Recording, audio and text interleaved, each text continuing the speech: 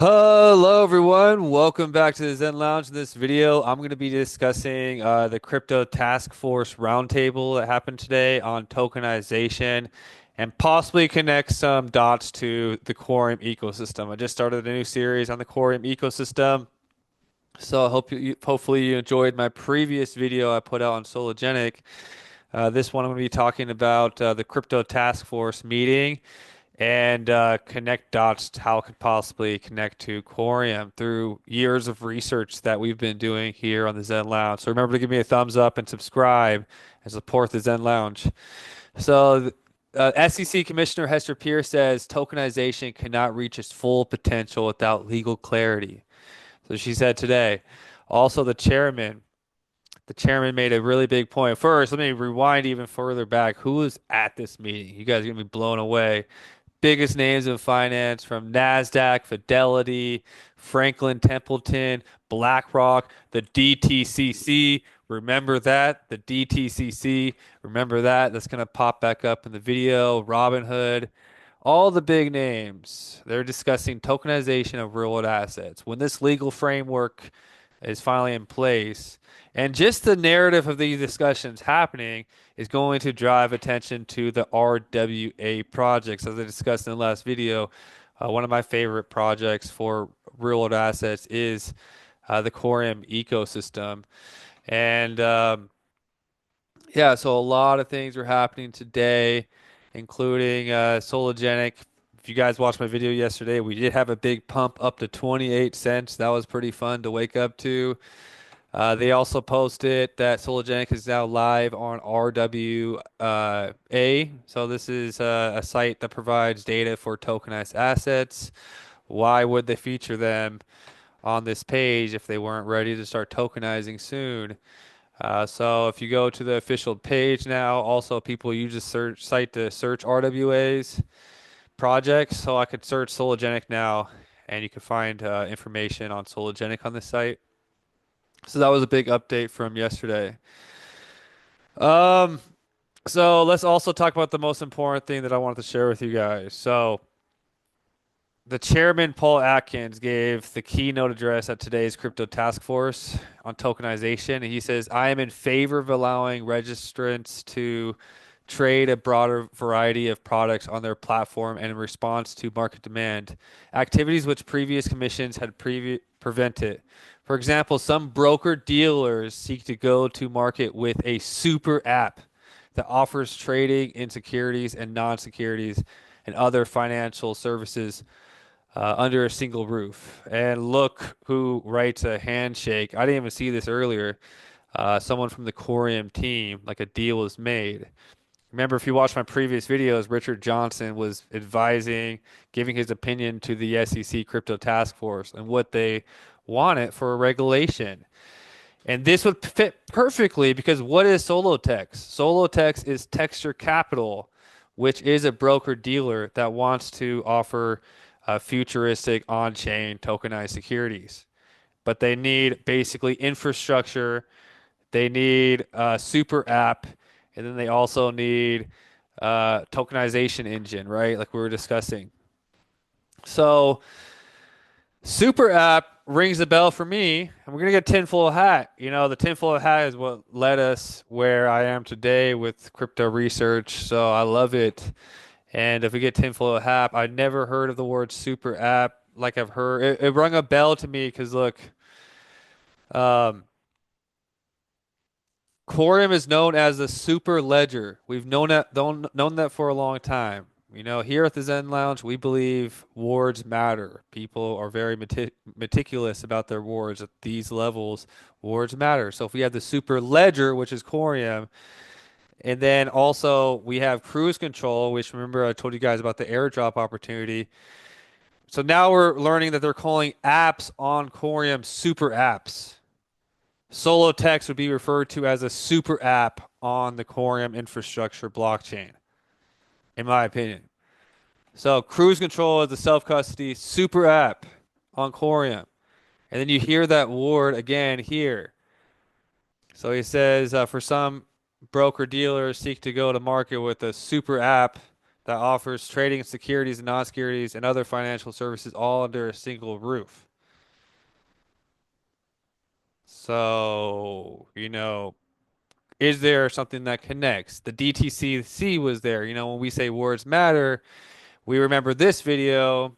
For the new people, let's watch it. Operable, which will allow, it does require building an infrastructure that is interoperable, which will allow these tokens to move on different networks. And it does require that it starts with compliance as the underlying principle and build up from there. So we do believe it will become a network of blockchains. It's not one blockchain that will rule them all. There is technology today that allows us to incorporate compliance and rules and make a token a smart token that allows us to actually ensure that a lot of the compliance, AML, KYC sanctions. I never really heard of the term smart token until Bob Ross mentioned it with Coreum. So now the DTCC is talking about smart tokens at a hearing way back in 2024. DTC was just there. So now we have super apps, smart tokens, both referred to super high people. I've never heard those terms before until uh, Coreum and Sologenic seem to have like been some of the people that really coined those terms, possibly. There is a race for tokenization because not only are we talking about this in the United States, Hong Kong arm of China's largest banks to launch tokenized securities. So this is the global thing that's happening. Everyone's on a race to start using distributed ledger technology. So for those of us that have been in, like this could be a wild ride the next few years. This is getting exciting. So what do you guys think? What do you guys think? Tell me your thoughts. It's pretty mind-blowing. So when that lady was also talking about things need to be interoperable, things need to be connected. Remember that super apps are able to navigate the internet of blockchains. So basically, apps that build on Corium have access to the IBC, which allows them to connect to the wider range of the whole entire Internet of Blockchains. That's what IBC is. It's been tested by some of the biggest banks in the world for years now, and IBC is becoming one of the winners for interoperability. So, it makes perfect sense, this technology. So, yeah, guys, I'm gonna make some more videos. And one last thought. So, like, the one awesome thing about what makes Corium so special too is it's a layer one. So we're all hyping up Solotex building their super app on Corium, and once that's successful, what's gonna happen is kind of like when you think about Solana. So Solana is a layer one too, and when Pump.Fun was really successful and it attracted so many users to come to Solana. When users are present on a blockchain, it also attracts builders to build out stuff for the blockchain. So once Solotex launches, and and if it's successful and a bunch of users start using it, it's going to also attract the builders to come build where the users are. So there'll be a downfall of, it'll be like a domino effect of more builders, more apps, more reason that people need to buy Corium to use, because you're gonna anything that happens on the Corium blockchain, you need Corium as basically the transaction token to sign transactions. It's like when you trade it on Ethereum and you need Ethereum to sign transactions. The only difference with Corium is it's very cheap. It's like a penny, right? It's very, very cheap.